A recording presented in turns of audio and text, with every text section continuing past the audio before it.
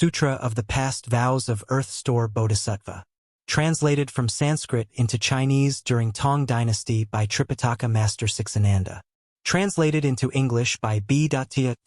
Buddhist Text Translation Society. Chapter 01. Spiritual Penetrations in the Palace of the Trayastrimsha Heaven. Thus I have heard. At one time, the Buddha was in the Trayastrimsha Heaven speaking Dharma for his mother. At that time, uncountably many Buddhas and great Bodhisattvas, Mahasattvas from infinite worlds in the 10 directions assembled to praise how Shakyamuni Buddha is able to manifest powerfully great wisdom and spiritual penetrations in the evil world of the 5 turbidities. They lauded how he regulates and subdues obstinate beings so they learn what causes suffering and what brings bliss. Each sent his attendants to pay their respects to the world-honored one. At that time the thus come one smiled and emitted billions of great light clouds. There was a light cloud of great fullness, a light cloud of great compassion, a light cloud of great wisdom, a light cloud of great prajna, a light cloud of great samadhi, a light cloud of great auspiciousness, a light cloud of great blessings, a light cloud of great merit, a light cloud of great refuge, and a light cloud of great praise. After emitting indescribably many light clouds, he also uttered many wonderful, subtle sounds. There was the sound of Dana Paramitha, the sound of Shila Paramitha, the sound of Kshanti Paramitha, the sound of Virya Paramitha, the sound of Dhyana Paramitha, and the sound of Prajna Paramitha. There was the sound of compassion, the sound of joyous giving, the sound of liberation, the sound of no outflows, the sound of wisdom, the sound of great wisdom, the sound of the lion's roar, the sound of the great lion's roar, the sound of thunderclouds, and the sound of great thunderclouds. After he uttered indescribably many sounds, countless millions of gods, dragons, ghosts, and spirits from the Saha and other worlds also gathered in the palace of the Trayastrimsha Heaven. They came from the heaven of the 4 kings, the Trayastrimsha Heaven, the Suyama Heaven, the Tushita Heaven, the Blissful Transformations Heaven, and the heaven of comfort gained through others' transformations. They came from the heaven of the multitudes of Brahma, the heaven of the ministers of Brahma, the heaven of the great Brahma Lord, the heaven of lesser light, the heaven of limitless light, the heaven of light sound, the heaven of lesser purity, the heaven of limitless purity, and the heaven of universal purity.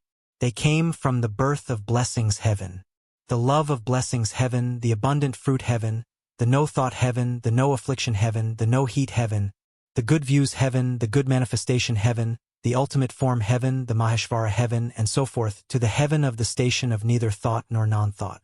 All those groups of gods, dragons, ghosts and spirits came and gathered together. Moreover, sea spirits, river spirits, stream spirits, tree spirits, mountain spirits, earth spirits, brook and marsh spirits, sprout and seedling spirits, day, night and space spirits, heaven spirits, food and drink spirits, grass and wood spirits, and other such spirits from the Saha and other worlds came and gathered together. In addition, all the great ghost kings from the Saha and other worlds came and gathered together. They were the Ghost King Evil Eyes, the Ghost King Blood Drinker, the Ghost King Essence and Energy Eater, the Ghost King Fetus and Egg Eater, the Ghost King Spreader of Sickness, the Ghost King Collector of Poisons, the Ghost King Kind-Hearted, the Ghost King Blessings and Benefits, the Ghost King Great Regard and Respect, and others. At that time, Shakyamuni Buddha said to the Dharma Prince, Manjushri Bodhisattva Mahasattva, as you regard these Buddhas, Bodhisattvas, gods, dragons, ghosts and spirits from this land and other lands who are now gathered in the Trayastrimsha Heaven, do you know how many of them they are? Manjushri said to the Buddha, World-honored one, even if I were to measure and reckon with my spiritual powers for 1,000 eons, I still would not be able to know how many of them they are. The Buddha told Manjushri, regarding them with my Buddha eye, their numbers cannot be exhausted. Those beings have been taken across, are being taken across, will be taken across, have been brought to accomplishment, are being brought to accomplishment, or will be brought to accomplishment by Earth Store Bodhisattva Ksiddhagarbha throughout many eons. Manjushri said to the Buddha, World-honored one, throughout many eons I have cultivated good roots and my wisdom has been certified as unobstructed. When I hear what the Buddha says, I immediately accept it with faith. But hearers of small attainment, gods, dragons, and the rest of the Eightfold Division. And beings in the future who hear the thus come one's true and sincere words will certainly harbor doubts. Even if they receive the teaching most respectfully, they will still be unable to avoid slandering it. My only wish is that the world-honored one will proclaim for everyone what Earth Store Bodhisattva Mahasattva practiced and what vows he made while on the level of planting causes, that now enable him to succeed in doing such inconceivable deeds. The Buddha said to Manjushri, by way of analogy, suppose that each blade of grass, tree, forest, rice plant, hemp stalk, bamboo, reed, mountain, rock, and dust mote in a 3,000 great thousand world system was a Ganges river.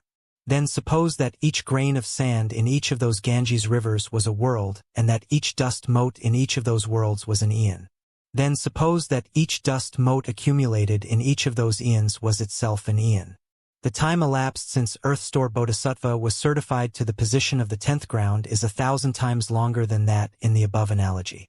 Even longer was the time that he dwelled on the levels of Hearer and Pratyeka Buddha. Manjushri, the awesome spiritual strength and vows of this bodhisattva are inconceivable. If good men or women of the future hear this bodhisattva's name, praise him, behold and bow to him, call his name, make offerings to him, or if they draw, carve, cast, sculpt, or make lacquered images of him, such people will be reborn in the heaven of the 33,100 times and will never fall into the evil paths. Manjushri, indescribably many eons ago, during the time of a Buddha named Lion Sprint, complete in the 10,000 practices thus come one, Earth Store Bodhisattva Mahasattva was the son of a great elder. That elder's son, upon observing the Buddha's hallmarks and fine features and how the 1,000 blessings adorned him, asked that Buddha what practices and vows made him so magnificent. Lion Sprint, complete in the 10,000 practices thus come one, then said to the elder's son, if you wish to have a body like mine, you must first spend a long time liberating beings who are undergoing suffering. Manjushri, that comment caused the elder's son to make a vow. From now until the end of future time throughout uncountable eons, I will use expansive expedient means to help beings in the 6 paths who are suffering for their offenses. Only when they have all been liberated will I myself become a Buddha. From the time he made that great vow in the presence of that Buddha until now, hundreds of thousands of Nayudas of inexpressibly many eons have passed. Yet he still is a Bodhisattva. Another time, inconceivable Asamkhya eons ago, there was a Buddha named Enlightenment Flower Samadhi Self-Mastery King thus come one. That Buddha's lifespan was 400 billion Asamkhya eons. During his Dharma image age, there lived a Brahmin woman endowed with ample blessings from previous lives who was respected by everyone. Whether she was walking, standing, sitting, or lying down, God surrounded and protected her. Her mother, however, embraced a deviant faith and often slighted the triple jewel. The worthy daughter made use of many expedients in trying to convince her mother to hold right views, but her mother never totally believed. Before long, the mother's life ended and her consciousness fell into the relentless hell. When her mother's life ended, the Brahmin woman, knowing that her mother had not believed in cause and effect while alive, feared that her karma would certainly pull her into the evil paths. For that reason, she sold the family house and acquired many kinds of incense, flowers, and other gifts. With those she performed a great offering in that Buddha's stupas and monasteries. She saw an especially fine image of the thus come one Enlightenment Flower Samadhi, Self-Mastery King in one of the monasteries. As the Brahmin woman beheld the honored countenance, she became doubly respectful, while thinking to herself, Buddhas are called greatly enlightened ones who have attained all wisdom.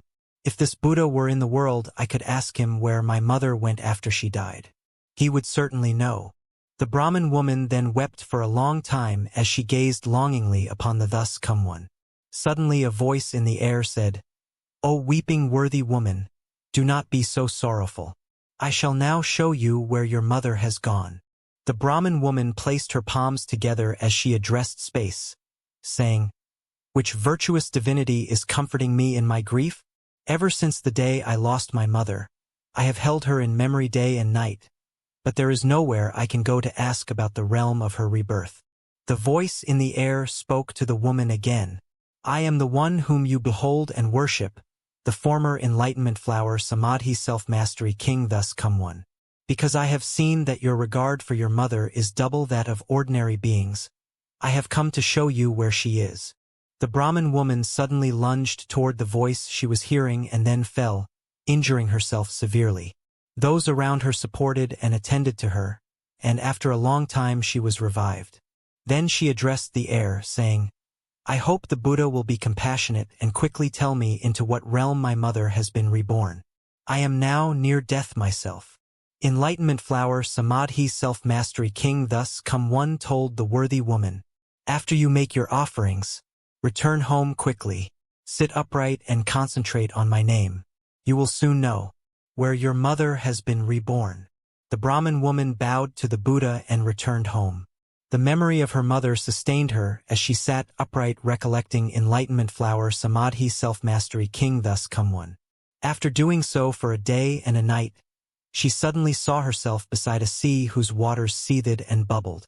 Many evil beasts with iron bodies flew swiftly back and forth above this sea. She saw billions of men and women bobbing up and down in the sea, being fought over, seized, and eaten by the evil beasts. She saw yakshas with different shapes. Some had many hands, some many eyes, some many legs, some many heads.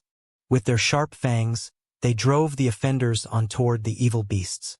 Or the yakshas themselves seized the offenders and twisted their heads and feet together into shapes so horrible that no one would dare even look at them for long. During that time the Brahmin woman was naturally without fear, due to the power of recollecting the Buddha. A ghost king named Poisonless bowed his head in greeting and said to the worthy woman, Welcome, O Bodhisattva. What conditions bring you here? The Brahmin woman asked the ghost king, What is this place? Poisonless replied, We are on the western side of the great Iron Ring Mountain, and this is the first of the seas that encircle it. The worthy woman said, I have heard that the hells are within the Iron Ring. Is that actually so? Poisonless answered, Yes, the hells are here. The worthy woman asked, How have I now come to the hells? Poisonless answered, If it wasn't awesome spiritual strength that brought you here, then it was the power of karma. Those are the only two ways that anyone gets here. The worthy woman asked, Why is this water seething and bubbling, and why are there so many offenders and evil beasts? Poisonless replied, These are beings of Jambudvipa who did evil deeds. They have just died and passed through 49 days without any surviving relatives doing any meritorious deeds on their behalf to rescue them from their distress. Besides that, during their lives they themselves didn't plant any good causes. Now their own karma calls forth these hells. Their first task is to cross this sea. 10,000 yojanas east of this sea is another sea in which they will undergo twice as much suffering. East of that sea is yet another sea where the sufferings are doubled yet again. What the combined evil causes of the three karmic vehicles evoke is called the Sea of Karma. This is that place. The worthy woman asked the ghost king Poisonless, Where are the hells? Poisonless answered, Within the three seas are hundreds of thousands of hells, each one different. 18 of those are known as the Great Hells. 500 subsequent ones inflict limitless cruel sufferings. Following those are hundreds of thousands that inflict limitless further sufferings. The worthy woman again questioned the great ghost king. My mother died recently and I do not know where she has gone. The ghost king asked the worthy woman, When the Bodhisattva's mother was alive, what habits did she have? The worthy woman replied, My mother held deviant views and ridiculed and slandered the triple jewel. Even if she occasionally believed, she would soon become disrespectful again.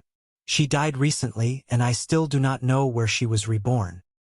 Poisonless asked, What was the Bodhisattva's mother's name and clan? The worthy woman replied, My parents were both Brahmins. My father's name was Shila Sudarshana. My mother's name was Udili. Poisonless placed his palms together and implored the worthy woman, Please, worthy one, quickly return home. There is no need for you to grieve further. The offender Udili was born in the heavens 3 days ago. It is said that she received the benefit of offerings made and blessings cultivated by her filial child. who practiced giving to enlightenment flower.